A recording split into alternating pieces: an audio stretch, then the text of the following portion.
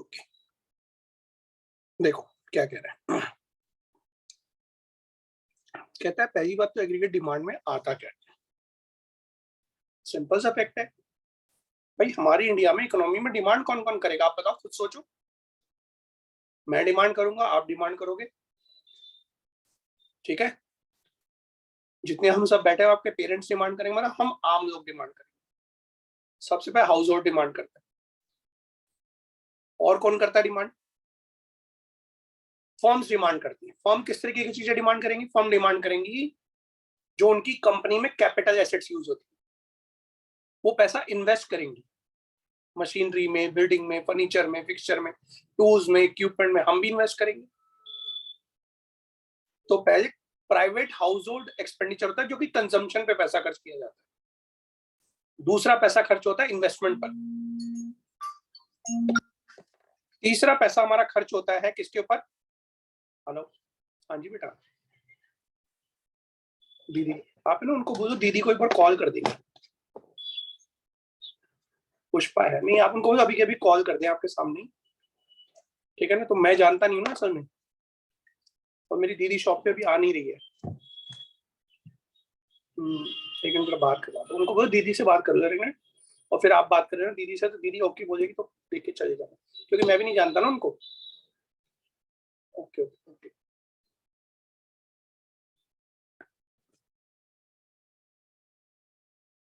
हाँ जी बेटा, ठीक है।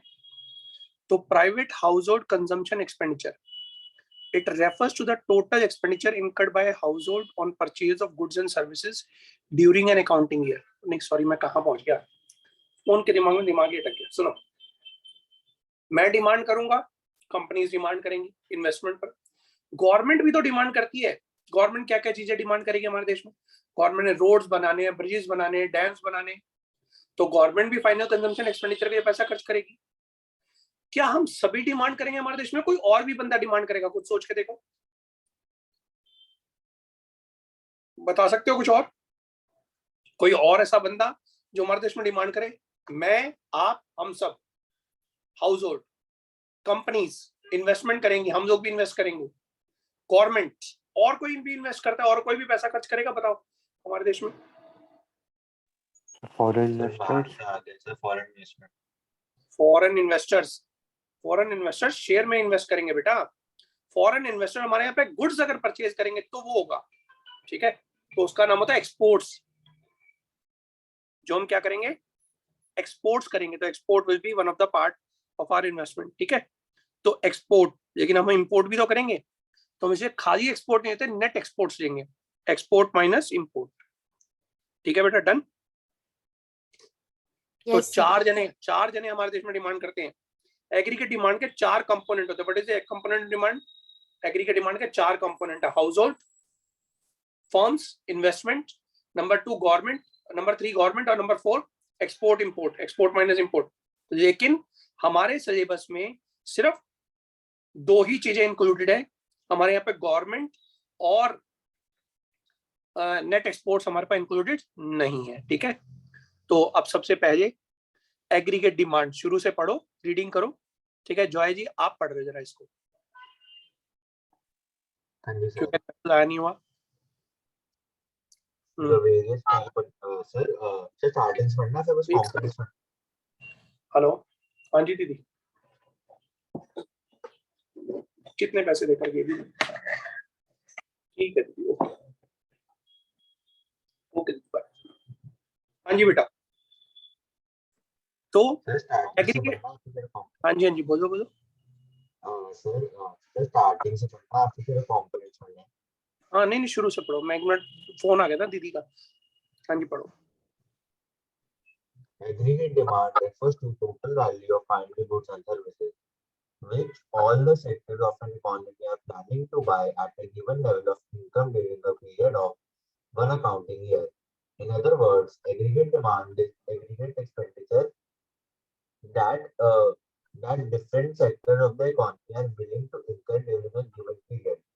It means aggregate demand and aggregate expenditure mean the same.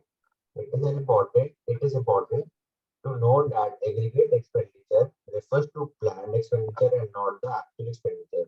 ये बात तो बेटा एक मिनट जॉय, एक मिनट, मैंने आपको बेटा पहले बताया था हम यहाँ पे प्लान्ड एक्सपेंडिचर की बात करें, जो गवर्नमेंट डिमांड करेगी, जो हम डिमांड करेंगे, हम एक्चुअल की बात नहीं कर रहे, एक्चुअल कितना हुआ, इसको हम कहते हैं प्लान्ड एक्सपेंडिचर। इसे हम कहते हैं it is a planned expenditure. और एग्रीगेट सप्लाई का मतलब प्लान्ड सप्लाई, ठीक है, कितनी फैक्टर्स ऑफ प्रोडक्शन वगैरह में सप्लाई होंगे इस साल में, प्लान्ड एक्सपेंडिचर, प्लान्ड इनकम, हम उसकी बात कर रहे हैं, ठीक है। चलो आगे राजी।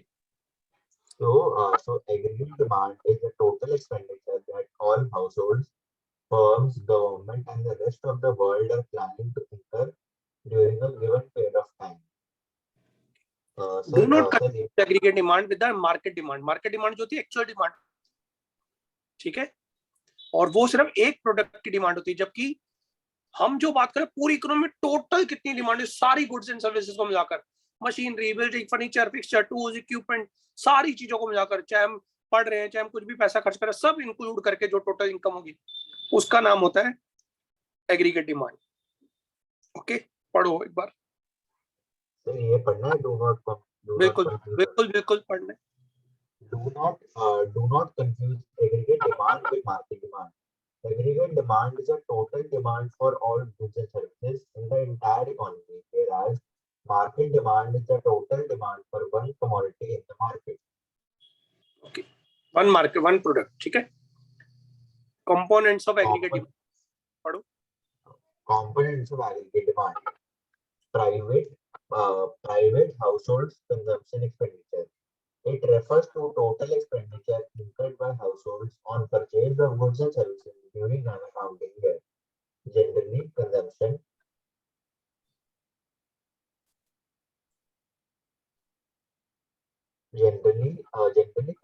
expenditure is directly influenced by level of disposable income. Higher the that is higher the आई का मतलब दैट इज पढ़ते बेटा इसको। that is higher the disposable income, more is the consumption expenditure and vice versa. Disposable income refers चलो लिखा ही हुआ, मैं वही बताने वाला था, लिखा हुआ, पढ़ो। Disposable income refers to the income from all sources which is available to households for spending on consumption and saving. जैसे मानो मैं एक हाउस होल्ड हूँ, जो है वेट, जैसे मानो मैं एक दुकानदार हूँ, मैं एक बिजनेसमैन हूँ, मैं घर वाला हूँ, ठीक है, तो मेरे पास क्या है, जो भी पैसा मैं किसी भी सोर्स से कमा रहा हूँ, कितना पैसा मैं खर्च कर सकता हूँ टैक्सेस देने के बाद में, टैक्सेस देने के बाद, उसका नाम होता है डिस्पोजेबल इनकम। तो डिस्पोजेबल इनकम कहते हैं जितनी भी हम सब देश वालों की जितनी भी इनकम है, सारी इनकम को ऐड करा जाए, उसमें जितना पैसा हमने टैक्स में दे दिया वो हमारी क्या होगी, डिस्पोजेबल इनकम कहलाएगी, ठीक है। अब ये जो हमने कंजम्पशन एक्सपेंडिचर की बात कर रहे हैं, वो हम प्लान्ड कंजम्पशन एक्सपेंडिचर की बात कर रहे हैं, एक्चुअल की बात नहीं कर रहे, बार बार दिमाग में रखना, इसलिए इसका नाम एक्स पोस्ट नहीं होता, एक्स एंटे होता है, ठीक है। It must be kept in mind that the consumption expenditure we are discussing is ex ante and planned consumption expenditure, not ex post, ठीक है। ये मैंने लाइन पढ़ दी, अब आगे पढ़ो, जो है इन्वेस्टमेंट एक्सपेंडिचर वही। investment expenditure. It refers to total expenditure incurred by all private firms on capital goods. It includes addition to the stock of physical capital assets such as machinery, equipment, bills, etc. and change in inventory. तो आपको एक बात याद रखनी है कि सिर्फ machinery, building, furniture की बात नहीं कर रहे हैं, उसमें चेंज इन इन्वेंटरी को भी ऐड कर रहे हैं, जो कि स्टॉक होता है, ठीक है। For simplicity it is assumed in our study that investment expenditure is autonomous. Autonomous का मतलब हम करेंगे ही करेंगे, हम इसको रोकेंगे नहीं। वैसे लॉजिकली अगर देखा जाए तो भैया मैं कभी खर्चा करूं कभी ना करूं, हम उस इन्वेस्टमेंट एक्सपेंडिचर की बात नहीं करें जो हम करें या ना करें, हम उस इन्वेस्टमेंट एक्सपेंडिचर की बात करें जो हम करेंगे ही करेंगे। That means it is not influenced by the level of income. Even if we have no income, we are going to spend it on the goods, on the machinery, building and furniture. That is known as autonomous investment, right? Padho Raju. Government expenditure. It refers to total expenditure incurred by government on consumer goods and capital goods to satisfy the common needs of the economy. It means government incurs consumption expenditure as well as investment expenditure. Consumption expenditure is incurred to meet public needs like law and order, education, health, transport, defense, etc.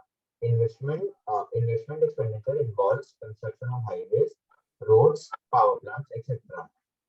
Level of government expenditure is determined by the policy of government, which is generally guided by social welfare. Right. Next is net exports, right? Net exports, X minus M. Exports indicate demand for goods produced within the domestic territory of country by the rest of the world. Imports refers to demand of the residents of a country for the goods that have been produced abroad. The difference between exports and imports is termed as net exports. The magnitude of net exports depends on rate of exchange, relative price of goods, exchange duties, trade policy, etc. Wait, यानी कि जो हमारा exports होगा वो किन किन बातों पर डिपेंड करेगा। कई बार है ना, आपको जरा एक क्वेश्चन छोटा सा 1 मार्कर क्वेश्चन पूछ लेता है, on what factors are magnitude of net exports depends. तो भाई हम इस बात पर डिपेंड है, पहली बात तो प्राइस क्या है गुड्स का, ये। नंबर 2, कभी कभी तो प्राइस तो वहां पे कम है, लेकिन जब हम लेने गए या बेचने गए, खरीदने गए, तो पता होगा टैक्सेस बहुत सारे लग गए, नंबर 1। नंबर 2, ड्यूटीज बहुत सारी लग गई। नंबर 3, हमारा जो डॉलर और रुपी का जो एक्सचेंज रेट है वो बहुत हाई हो गया। जैसे में डॉलर और रुपी का एक्सचेंज रेट बहुत ज्यादा हाई हो गया, 83 रुपीज के आसपास हो गया। So that is the matter. तो किन किन बातों पे हमारी डिमांड डिपेंड करने वाली है, किन किन चीजों पे हमारी सारी चीजें डिपेंड करेंगी, वो क्या बातें हैं? Rate of exchange, relative price of the goods, exchange duties और ट्रेड पॉलिसी एटसेट्रा। क्लियर? तो यानी कि 4 चीजें आ गई आपके पास, बस उन 4 बातों को उसने दोबारा लिख दिया। Aggregate demand is equal to C plus I plus G plus X minus M. X stands for exports, M stands for imports. Clear? Now, but what we are doing, हम ये सब कुछ नहीं पढ़ेंगे। हम एग्रीगेट डिमांड में C plus I plus G plus X plus M minus M नहीं पढ़ेंगे, हम सिर्फ C plus I पढ़ेंगे, क्योंकि हमारे सिलेबस में सिर्फ इतना ही है। पहले किसी टाइम पर जब हम पढ़ाते थे ना, तो चारों चीजें पढ़ाते थे, चारों को डिटेल में हम डिस्कस करते थे, और इसी के बेस पे क्वेश्चन भी आते थे। अब आपका कोर्स इतना सा कर दिया उन्होंने, बड़े मेहरबान है CBSE वाले आप लोगों पर, लेकिन आपकी नॉलेज की वाट लगा देती, आपको कोई नॉलेज कभी गेन नहीं हो पाती, आपको पता ही नहीं लग पाता कि 4 सेक्टर इकोनॉमी कैसे चलती है, क्योंकि हमने आधी से बातें तो आपको बता ही नहीं हुई। और कॉलेज में जाके टीचर आपको बोलेगा बेटा आप तो पढ़ के आए हो 12th क्लास में, कर लो खुद, फिर आपकी लग जाएगी वाट, आपको कुछ भी समझ में नहीं आएगा। और इकोनॉमिक्स एक आसान सा सब्जेक्ट होने के बावजूद भी बहुत मुश्किल सब्जेक्ट बन जाता है आप लोगों के लिए। पढ़ो आगे, कोई बात। Aggregate demand in 2 sector model. AD is equals to C plus I. Since the determination of income and employment is to be studied in the context of 2 sector model, household and firms, the third and the fourth component of aggregate demand are not discussed in detail. So even though AD has 4 components, we will assume that AD is function of only consumption expenditure and investment expenditure. That is AD is equal to C plus I. Done, जो कि हम पढ़ा तो रहे but गलत है, ठीक है। अब ये हमारे वो महक, कुछ भी मैं आपको नया नहीं पढ़ाने वाला हूँ महक, जो कुछ मैंने आपको ग्राफिकली बताया था वही सब कुछ यहाँ पे लिखा हुआ है, नथिंग न्यू, ठीक है। You have to just read it on your own, nothing new, वही सब बातें लिख रखी जो मैंने आपको बताई थी। मतलब अगर आपको अगर थियोरेटिकली कोई फर्क आने का कुछ नहीं। अब आप कहेंगे इंपॉर्टेंट पॉइंट्स, ये जो टेबल है महक इसको एक बार देख लो और बताओ मुझे समझ में आता है, जो है इसको पढ़ेगा नहीं। That means aggregate demand depends upon the income in the economy. Generally, there exists a positive relationship between aggregate demand and income. जैसे जैसे हमारी इनकम बढ़ेगी, हम कहेंगे हमारी डिमांड भी बढ़ेगी। अंडरस्टूड? लोगों का पैसा आएगा तो खर्च भी तो करेंगे ना कहीं, ठीक है। लेकिन हम ये मान के चलते हैं कुछ हमारा कंजम्पशन है जो ऑटोनोमस है। जैसे इस फिगर के अंदर देखो, 0 पर कितनी 0 लेवल ऑफ इनकम है, आदमी कमा कुछ नहीं रहा, फिर भी खर्चा तो करेगा, रोटी तो खाएगा ना। दैट इज ऑटोनोमस कंजम्पशन, जो उसको करना ही करना है। 20 रुपीज की इन्वेस्टमेंट भी हमेशा करेगा ही करेगा, हम ये मान रहे हैं। जबकि ऐसा होगा या नहीं होगा हम उसकी बात नहीं कर रहे। अब होगा इनकम 100 की, तो 100 का मान लो हमारा 80% मानो हमारा कंजम्पशन है, मतलब माइनर प्रोपेंसिटी टू कंज्यूम जो है 80% है, तो 100 का 80% कितना होता है बेटा 80, और 40 रुपीज तो वो पहले ही कर रहा था, 80 और 40 कितना हो गया सर 120। 120। अब हो गई इनकम 200, 200 का 80% कितना होता है 160। Yes sir. ठीक है, 40 रुपीज तो उसको करना ही करना है, तो टोटल कितना हो जाएगा 200। फिर ऐसे 300 का 80% और प्लस 40, 400 का 80% प्लस 40, ऐसे करते करते हमारा कंजम्पशन का खर्चा बन जाएगा। और इन्वेस्टमेंट हमारी हमेशा सेम रहेगी, जो हम मान रहे हैं, क्योंकि ऑटोनोमस है, कोई बढ़ेगी नहीं कभी घटेगी नहीं, चाहे इनकम हो या ना हो। 20 20 20 20 20 20 इन सबको ऐड करेंगे तो एग्रीगेट डिमांड का कॉलम बन जाएगा। बताओ बात समझ में आती है? Yes sir. और ग्राफ को भी आप देख सकते हो, इन्वेस्टमेंट एक हॉरिजॉन्टल लाइन है जो 20 की 20 रहेगी, कंजम्पशन हमारा ऐसे बढ़ता रहेगा। जो हम दोनों को ऐड करके लिखेंगे तो ऊपर वाला एग्रीगेट डिमांड का कर्व बन जाएगा। Aggregate demand is the sum total of C plus I, यानी कि जो दो डॉटेड ग्राफ बने हुए हैं इन दोनों का एडिशन क्या है, एग्रीगेट डिमांड है। कंजम्पशन और एग्रीगेट डिमांड में जो डिफरेंस है उसका नाम क्या है, आई, इन्वेस्टमेंट। क्लियर? Yes sir. अब आ गया आपका important points of aggregate demand. ठीक है जी, तो इंपॉर्टेंट पॉइंट्स कोई बहुत ज्यादा डिफिकल्ट वाले नहीं है, सिंपल सिंपल बातें लिखी हुई हैं कि एग्रीगेट इन्वेस्टमेंट का जो कर्व होगा, इन्वेस्टमेंट का जो कर्व होगा हॉरिजॉन्टल लाइन होगा, ना बढ़ेगा ना घटेगा। कंजम्पशन हमारा एक माइनर टू कंज्यूम पर डिपेंड करेगा, कितनी हम लोगों की हैबिट है खर्च करने की, उसी के बेस पे हमारा कंजम्पशन। उन दोनों का एडिशन क्या होगा, एग्रीगेट डिमांड होगा। एग्रीगेट डिमांड कर्व का हमेशा पॉजिटिव स्लोप होगा। पॉजिटिव मतलब जैसे जैसे इनकम बढ़ेगी स्लोप भी हमारा बढ़ता जाएगा या कर्व हमारा बढ़ता जाएगा। इतनी सब छोटी छोटी सी बातें इसके अंदर लिखी हुई हैं जो हमने आपको ऑलरेडी बता दी। रीडिंग कर दो आप इसको। अब इसको पढ़ेगा तनिष्क। तनिष्क जी पढ़े, जरा रोशनी डालें इस पर। जाग रहा है Tanishq? Yes, sir. Important points about AD. First, मैं तो AD बोर हो is गया, equal कोई to सो गया बीच में तो पता नहीं। नहीं सर, मैं जगा हुआ हूँ। अच्छा अच्छा ठीक है राजीव पढ़। नहीं थ्योरी है ना, बोर होती है ना, बच्चे सो जाते हैं बीच बीच में। चलो सर स्वर से मैं एक बार ही था, वो भी बहुत पहले ऐसे क्लास। जैसे तनिष्क वो है ना अपना नकुल। नकुल, वो सो जाता है क्लास के बीच में। आपको पता है कई बार आप लोग क्लास छोड़ के भी चले गए, सब क्लास भी एग्जिट हो गई, वो आधे आधे घंटे तक बाद में भी रहता है क्लास के अंदर, लॉग आउट ही नहीं करता क्योंकि उसको पता ही नहीं होता क्लास खत्म हो गई है। वो एक तरफ पड़ा हुआ है फोन, दूसरी तरफ चार्जिंग पे पड़ा हुआ है और क्लास चल रही है। हाँ। वो जैसे स्कूल की क्लास नहीं रहते, बच्चे चुप करके बैठ जाते, देखते चल ठीक है सर तो बोले यार बोल देते, मैं साइड में सो रहा हूँ। चलो First point, AD is equal to C plus I. As stated before, AD is assumed to be a function of only consumption demand and investment demand. दो Second, चीजों, एडी की बजाय पूरा पूरा वर्ड पढ़ो aggregate demand. okay aggregate sir. Demand assumed to be function of only consumption demand and investment demand, right? आगे Positive consumption even when income level is zero. There is always some minimum level of consumption, even when the income is zero. It happens because people need certain basic goods and services to sustain themselves, even if income is zero. In table इसी का नाम होता है 7.1, autonomous consumption. in table 7.1, consumption of rupees 40 crores when y is equal to zero is termed as autonomous consumption. In the figure 7.1, consumption curve starts from point S and not from origin. The positive consumption at zero level of income, that is OS, indicates the level of autonomous consumption. C bar, okay C bar. Autonomous consumption को हम किससे denote करेंगे, सी बार से। C bar. Done. तो जो zero पर जो सी है ना लेवल, देख रहे हो ग्राफ के अंदर, जीरो से एस तक, ओ से एस तक का जो गैप है, इसको हम बोलेंगे ऑटोनोमस कंजम्पशन। ठीक है, हाँ जी आगे पढ़ो राजी। Say box B. बिल्कुल। Autonomous consumption denoted by C bar refers to minimum level of consumption which is needed for survival.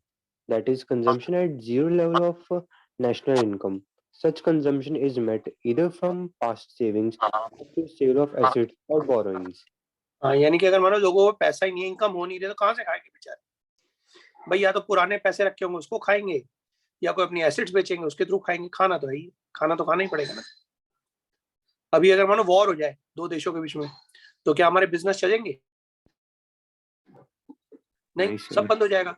लेकिन खाना तो खाना है ना, खाना कैसे खाएंगे भाई? घर की कोई ना कोई चीज ही बेचेंगे, या तो हमारे घर में कैश पड़ा होगा उसको यूज करेंगे जब तक चलेगा, नहीं पड़ा होगा तो फिर क्या करेंगे? कोई ना कोई एसेट्स बेचेंगे, कहीं ना कहीं से तो पैसा लाना है ना। So that will be the way to do the things. That is known as autonomous consumption. Past savings से या assets या borrowing से आएगा। आगे पढ़ो। Slope of consumption curve. Slope of consumption curve. The first component of aggregate demand, that is consumption curve, slope upwards because the consumption increases with increase in income. However, proportionate increase in consumption is less than that of income. It happens because after reaching a particular level, people start saving a part of their income. Fourth, slope of autonomous investment curve. The second component, investment expenditure, I, is a straight Logically line पता है वो क्या parallel to कहना the चाहता है? Logically वो कहना ये चाहता है कि एग्रीगेट डिमांड का जो हमारा कर्व रहेगा ना, वो कुछ ऐसी फॉर्मेट में रहेगा कि कंजम्पशन बढ़ता रहेगा, फिर एक समय के बाद ऐसा हो जाएगा, फिर ऐसा हो जाएगा। समझो कर्व को, कि पहले yes एग्रीगेट sir. डिमांड हमारी बढ़ती रहेगी, एक समय के बाद हो जाके फिक्स हो जाएगी, फिर हमारे कर्व थोड़ा थोड़ा बढ़ने के बाद फिर सीधा फ्लैट हो जाएगी, कुछ थोड़ा और बढ़ेगा फिर थोड़ा सा, फिर ऐसे फ्लैट हो जाएगा, क्योंकि फिर हमारी डिमांड नहीं बढ़ेगी। क्यों? क्योंकि लोग अब क्या करेंगे भाई, मानो मुकेश अंबानी है, ठीक है, जैसे उसकी इनकम और बढ़ती जा रही है तो क्या वो खर्चा और ज्यादा करता है? खाना ज्यादा खाएगा, रोटी ज्यादा खाएगा, ये चीजें ज्यादा नहीं सर. क्या करे, खर्चा करना बंद कर देगा। अब उसके जो खर्चा हो रहा है बस, बाकी फ्लैट हो जाएगा। अब उसकी इनकम तो बढ़ेगी लेकिन डिमांड नहीं बढ़ेगी। क्लियर? जी सर. पढ़ो राजे। स्लोप ऑफ कंजम्पशन कर्व, पढ़ो आगे। Parallel to the x-axis as it is assumed to be independent of the level of income, as seen in table 7.1. Investment remains constant at rupees 20 crores in figure 7.1 or indicates the level of autonomous investment. ठीक है, clear? Starting point, हाँ जी। Starting point of aggregate demand curve or C plus I curve. Aggregate demand curve starts from point T as at zero level of national income. AD is equal to autonomous consumption plus autonomous investment. In table 7.1, aggregate demand is rupees 60 crores at zero level of income. Sixth, slope of aggregate demand curve. Aggregate demand curve has a positive slope, which indicates that as income increase, aggregate demand or aggregate expenditure also increases. Right, तो महक आप इसको देख लो बेटा, कुछ ऐसी नई बात अगर आपको नजर आ रही तो कुछ नहीं कहा, सिर्फ उसी कर्व को एक्सप्लेन कर रखा और कुछ नहीं बता रहा। हाँ जी Yes, बेटा, sir. बताओ, डाउट है? मतलब नथिंग न्यू, मतलब ऐसा कुछ नहीं कि आपको याद करना पड़ेगा, सिर्फ ग्राफ को सोचो और लिखते जाओ उसके बारे में, बट एक बार आपको पढ़ना पड़ेगा, ये बताना पड़ेगा। जो जो वर्ड आपको दिख रहा होगा इंपॉर्टेंट है, जैसे पॉजिटिव स्लोप है, इनकम इंक्रीज होती है, एग्रीगेट डिमांड इंक्रीज होती है, लेकिन आप ये भी नहीं कह सकते जितनी इनकम इंक्रीज होती है उतना ही खर्चा इंक्रीज होता है। जितनी इनकम इंक्रीज होगा कुछ पोर्शन हमारा डिमांड इंक्रीज होती है, ठीक है, उतना ही तो हम खर्चा इंक्रीज करते हैं। हमने देखा होगा 80% खर्चा हम बढ़ा रहे हैं, 100% तो नहीं बढ़ा रहे ना। डन। अब आ गया एग्रीगेट सप्लाई का कर, और एग्रीगेट सप्लाई का कर जो होता है हमेशा ओरिजिन से स्टार्ट होता है, देखो आपको नजर आ रहा हो। अभी हम इसकी भी पढ़ेंगे ना तो बिल्कुल यही बात पढ़ेंगे कि एग्रीगेट सप्लाई कर्व हमेशा फ्लैट होता है, ये हमेशा 45 डिग्री एंगल पे होता है। जितनी इनकम बढ़ेगी उतना कंजम्पशन और सेविंग बढ़ेगा, या तो पैसा कंज्यूम हो जाएगा, सेव हो जाएगा। तो हमारे को वही बात बता रहे हैं, ठीक है, पढ़ो। हाँ जी, मैं कब आप पढ़ रहे aggregate supply? Aggregate supply AS refers to the money value of final goods and services that all the producers are willing to supply in an economy in a given time period. Aggregate supply is equal to producer कितनी goods and services supply करने को तैयार है एक given price पर करने को तैयार होंगे, एक्चुअल की बात नहीं कर रहे, will be ready to supply, ठीक है, that will be our aggregate supply. Again पढ़ो आगे। aggregate supply is equal to national income. अब एक मिनट रुको, ये लॉजिकली गलत है। ये लॉजिकली सही है गलत है? बताओ, ये पॉइंट सही है? लिखा हुआ aggregate supply is equal to national income.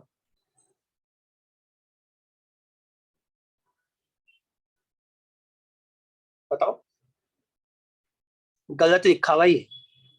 असल में aggregate supply is equal domestic income होना चाहिए। डोमेस्टिक इनकम मतलब हमारे देश में हमने कितनी गुड्स एंड सर्विसेज बनाई। हम बाहर के देशों की बात ही कहाँ कर रहे हैं यहाँ पर? Net factor income from abroad थोड़ा ना जरिए हम इसके अंदर। सही कह रहा हूँ Yes, ना? sir. तो हमने net factor income from abroad तो दिया ही नहीं इसके अंदर। रियल में डोमेस्टिक इनकम होना चाहिए, लेकिन किताबों में नेशनल इनकम लिखा हुआ है।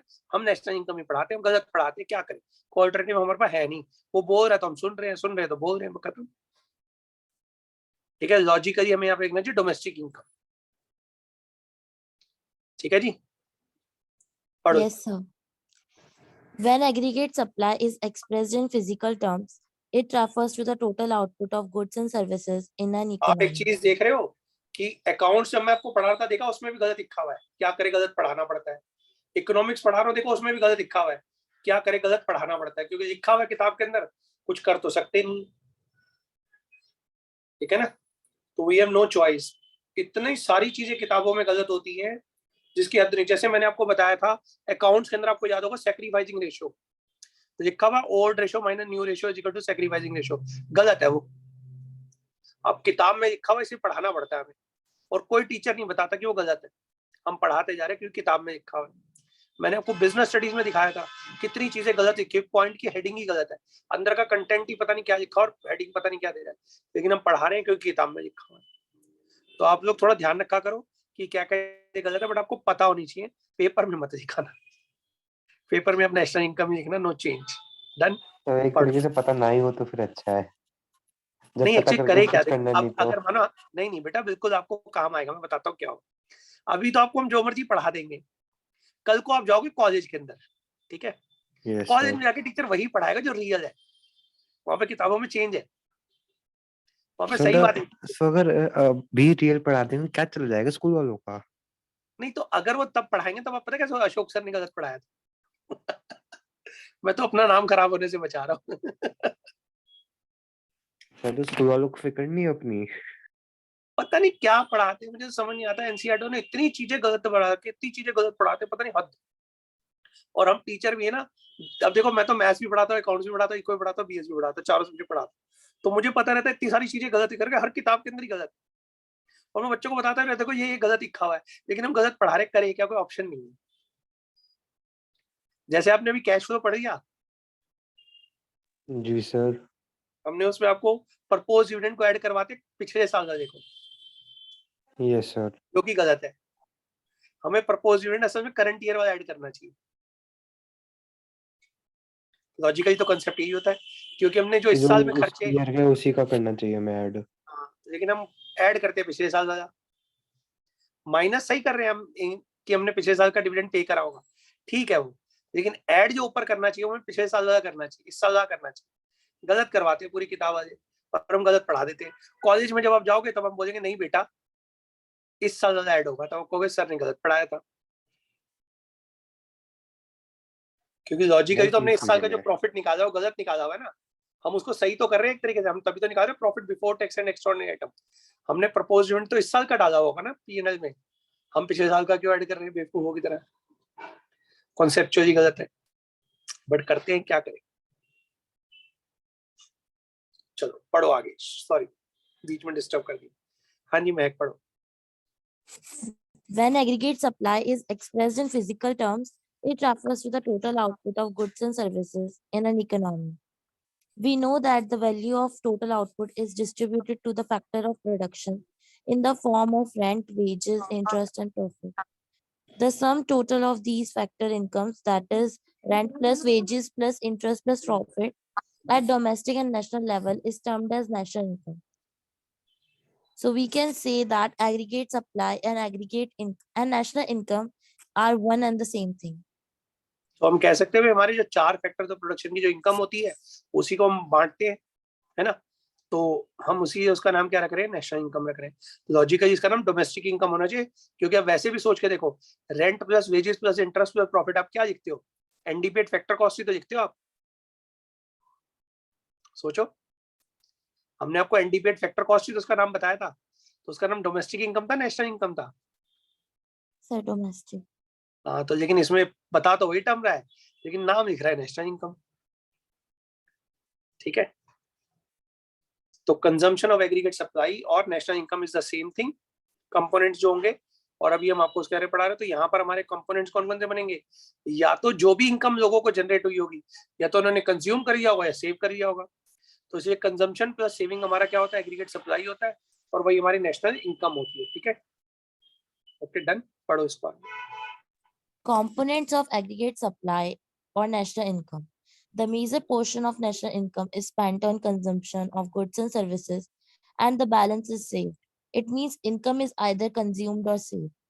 So national income is equal to consumption plus savings, or Y is equal to AS is equal to S plus C. C plus S. Diagrammatic representation of aggregate supply. The aggregate supply curve and the national income curve coincide with each other. The nature of the national income curve or aggregate supply curve can be made clear with the help of table 7.2 and figure 7.2. तो zero level पे हमारा consumption तो वही है 40 120 जो हमने पिछले page में पढ़ा था, लेकिन जब हम 40 रुपीज खर्च कर रहे होंगे, इनकम हमारी जीरो है, तो हम पैसा कहाँ से जा रहे होंगे? सेविंग में से निकाल के खा रहे होंगे, इसलिए देखो -40 लिखा हुआ है। ठीक है, तो aggregate supply is equal to 0। फिर हमने करा 120 का खर्चा, लेकिन 100 रुपए हम कमा रहे हैं, 120 खर्च कर रहे हैं, तो बाकी 20 रुपए कहाँ से आ रहे होंगे? सेविंग से आ रहे होंगे। फिर दोनों को ऐड करोगे, टोटल कितना आएगा? 100। तो आप देखो एग्रीगेट सप्लाई का जो टोटल आ रहा है और जो इनकम का टोटल है, दोनों सेम है, तो इसलिए हम कह सकते हैं aggregate supply is equal to national income या डोमेस्टिक इनकम, जो कुछ भी है। ठीक है, क्लियर? हाँ जी, मैं समझ में आया आपको column? Yes, sir. Okay. Income is represented on x-axis and consumption or savings are on the y-axis. So it is a 45-degree line because दोनों सेम ही होते हैं हमेशा, तो 45 डिग्री पे लाइन हमारी ड्रॉ होती है हमेशा। The line is drawn by taking the same scale as on the both the axis at every point of the 45-degree angle. Y is equal to C plus S. हर जगह पे हमारा consumption और saving क्या रहता है? Same रहता है। ठीक है, नाउ कंजम्पशन एक्सपेंडिचर फंक्शन, तो that is a propensity to consume. हमारा कंजम्पशन किस बात पर डिपेंड करता है? हमारी आदत क्या है खर्च करने की? सिंपल सी बात है भाई, अगर हमारी खर्च करने की आदत सेम है, बढ़िया है, तो हमारा कर्व ऐसा हो जाएगा, स्टीप हो जाएगा। और अगर खर्च करने की आदत कम है, तो कमाएंगे कम, कमाएंगे ज्यादा, खर्चा कम करेंगे। डिपेंड करेगा हमारा कर्व कैसा है। ठीक है, तो propensity to consume that depends, और उसी के बेस पे हमारा क्या होता है? कंजम्पशन का कर्व बनता है। इनकम तो हमारी जैसी है वैसी ही रहेगी। देखो मैं बना के बताता हूँ आपको रियल में। एक मिनट भाई, क्या हो गया?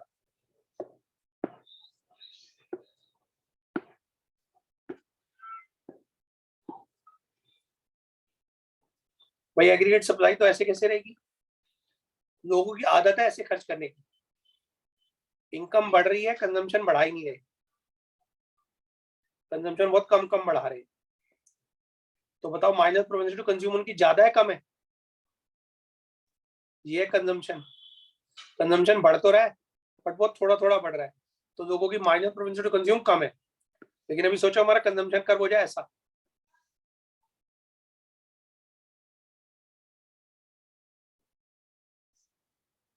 अब लोगों की इनकम बढ़ती है ज्यादा कम और खर्चा बढ़ाते हैं ज्यादा, यानी कि ज्यादातर इनकम का पोर्शन वो क्या कर रहे हैं? खर्च कर रहे हैं।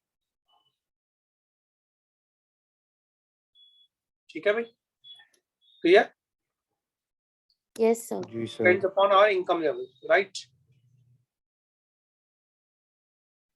So that depends upon a minor propensity to consume, हमारी कंज्यूम करने की आदत कैसी है। चलो भाई देखो, पढ़ो भैया, वापस को रीड करो, देखो क्या कह रहा है।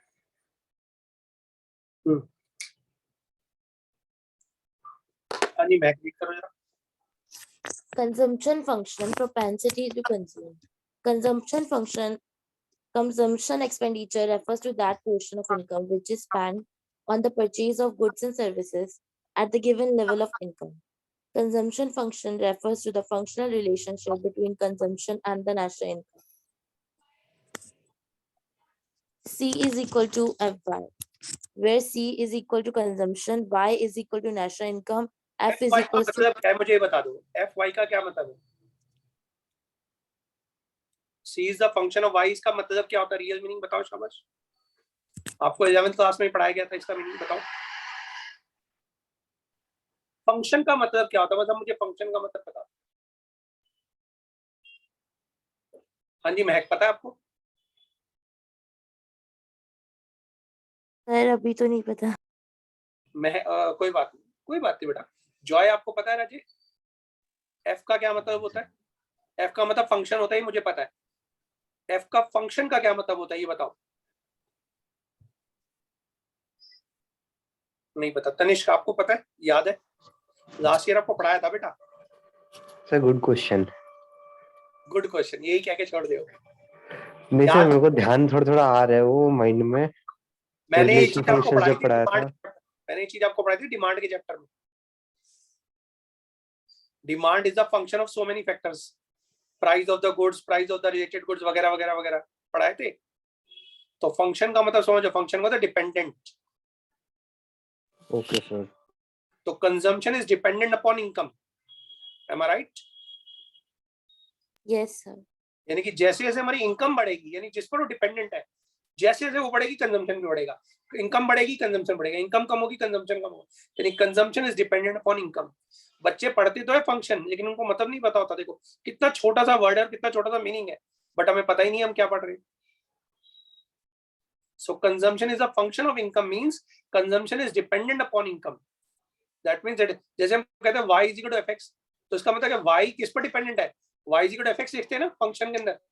याद करो जब हम मैथ्स पढ़ते हैं तो क्या लिखते हैं? y is equal to fx लिखते नहीं लिखते? क्या मतलब इसका? y is dependent upon x।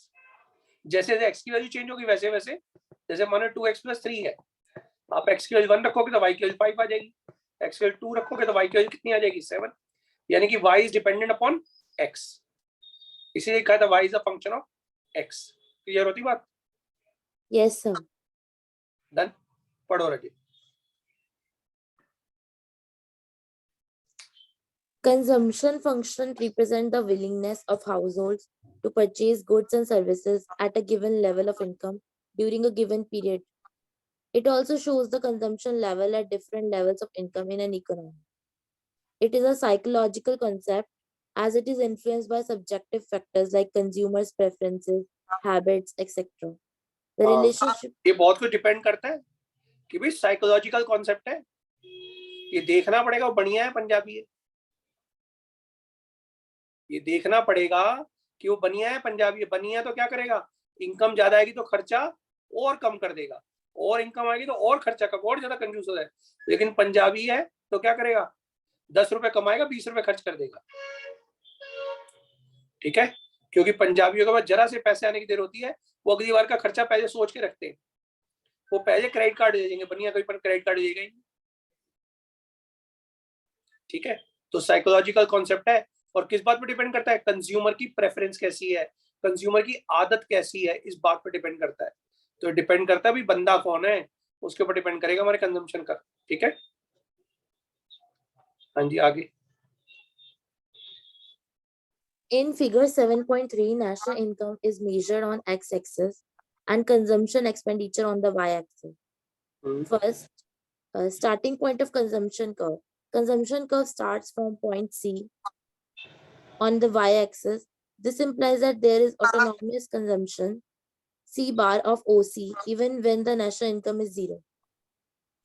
Consumption तो होगा ही होगा ना, तो इसे कंजम्पशन का कर वही दोबारा पुराने वही बात बता रहा है, कुछ नया तो बता ही नहीं रहा कि कंजम्पशन कर ओसी से स्टार्ट होगा, जबकि इनकम 0 से शुरू होगी। जब काम नहीं करेंगे तो इनकम भी कहां से आएगी? तो कंजम्पशन कर जो है हमारा पॉजिटिव स्लोप है, और इनकम का भी हमारा कैसा स्लोप है? पॉजिटिव। दोनों के दोनों बढ़ रहे हैं, लेकिन किसका स्लोप ज्यादा पॉजिटिव है? इनकम का। ठीक है, Yes, sir. ओके आगे। Second, slope of consumption curve. CC has a positive slope, which indicates that as income increases, consumption also rises.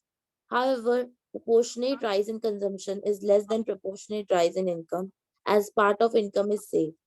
Okay right.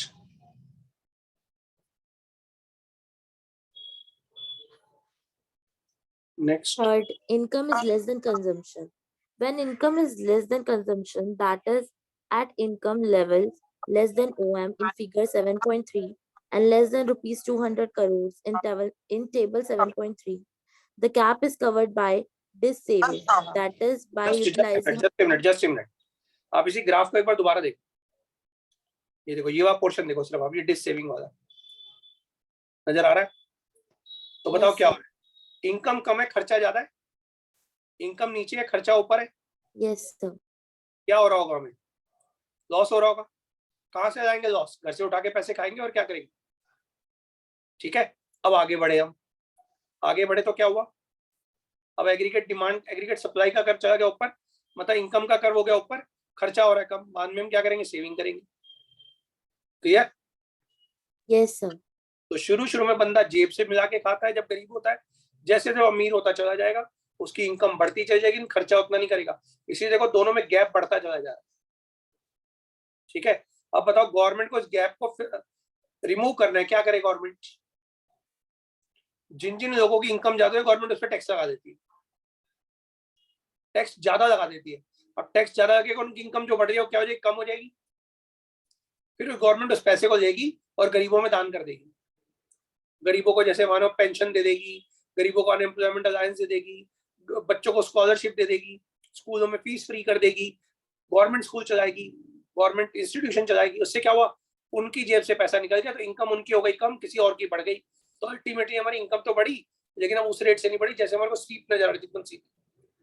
अब जो लोग गरीब लोग हैं उनका कंजम्पशन बढ़ जाएगा, तो कंजम्पशन का कर भी कुछ कुछ ऐसा हो जाएगा, और दोनों में गैप जो है लिमिटेड लेवल पे चलेगा, ज्यादा गैप नहीं आएगा। समझ में आ रही बात मेरी? Yes sir.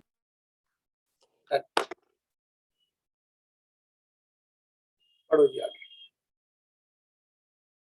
This saving, that is by utilizing previous savings. Sir इसके आगे क्या है?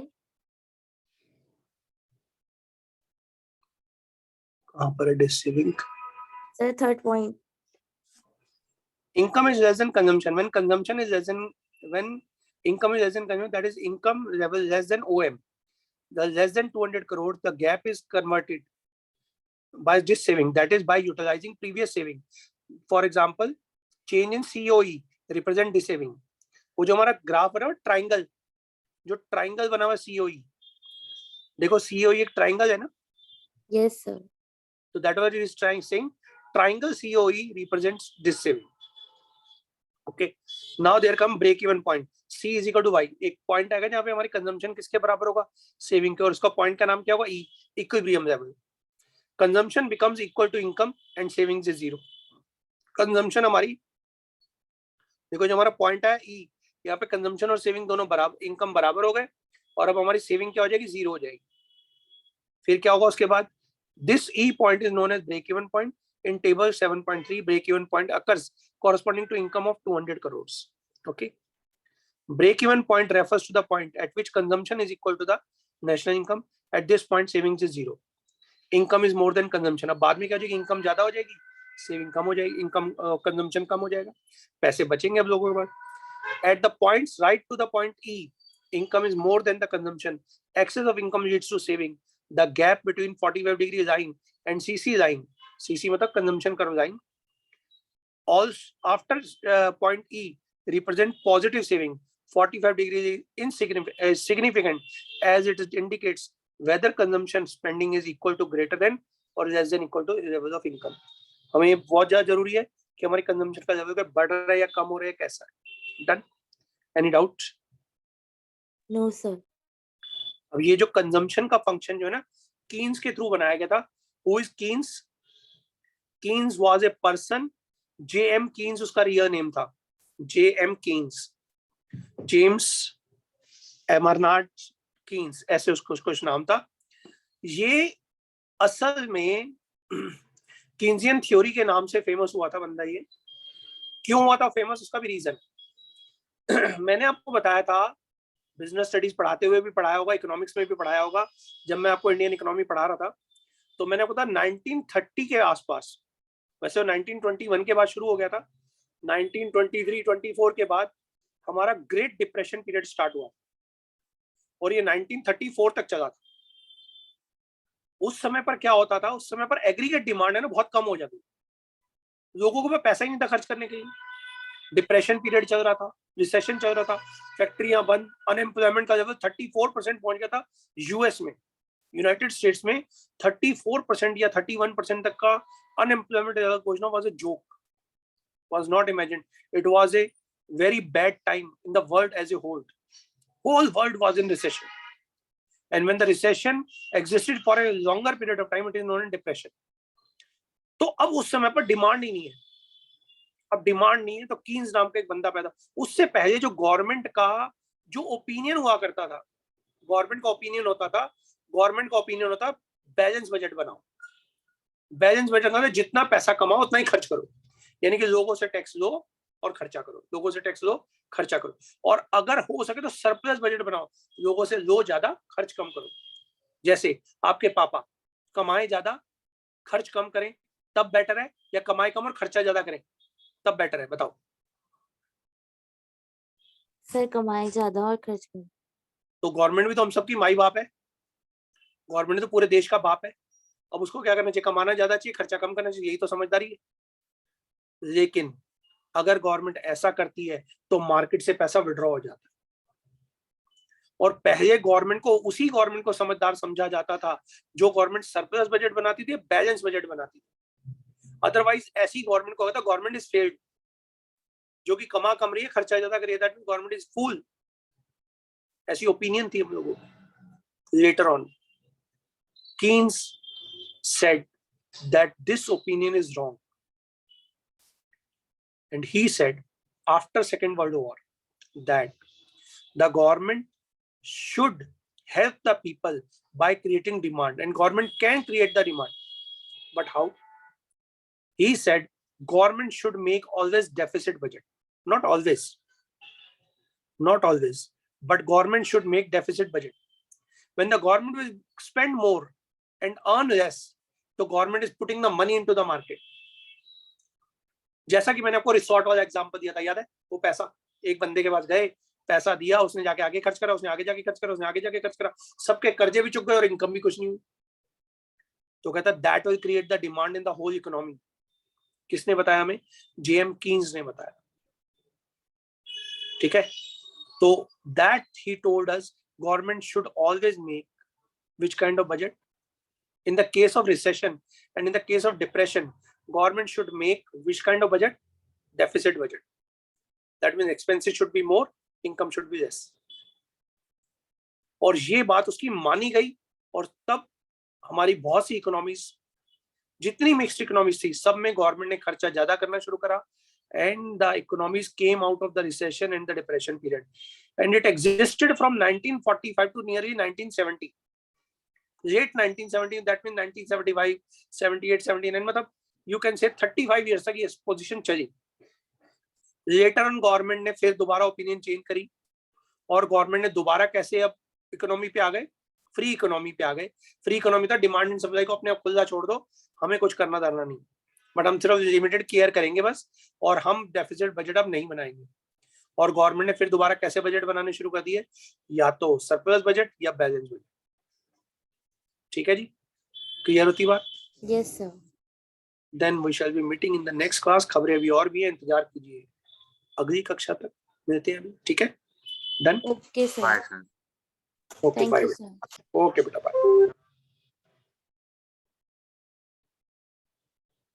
Bye sir.